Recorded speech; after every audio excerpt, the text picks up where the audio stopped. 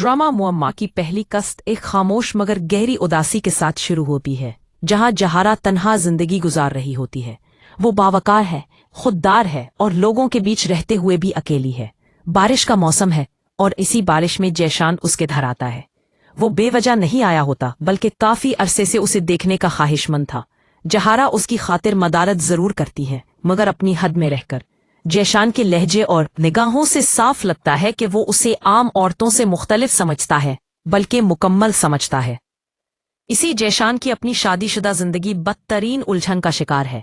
घर में उसकी बीवी ज़ारा हर मुमकिन कोशिश करती है कि शौहर खुश रहे, मगर जैशान हर बात पर उसे कमतर साबित करता है। ज़ारा सवाल करती है, रोती है, वजाहत मांगती है, मगर जैशान के पास सिवाय झंझलाहट के कुछ नहीं।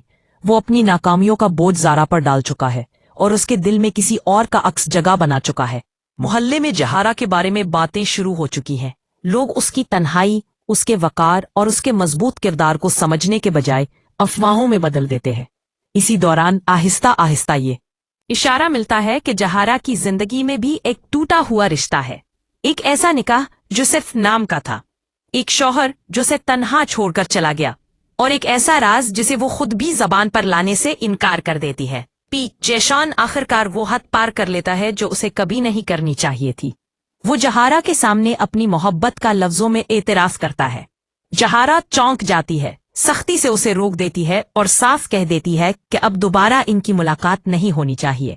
मगर जैशान के लिए मोहब्बत ज़ब्त का नाम नहीं, बल्कि मिल्कियत का एहसास बन चुकी है।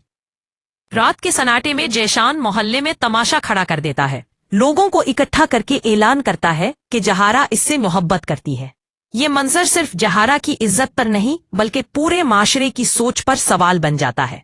वो औरत जो खामोश रही, बावकार रही, इसी खामोशी की सजा पा रही होती है। टेस्ट का इख्तिताम इसी जुमले पर होता है जो पूरी कहानी का निचोड़ है।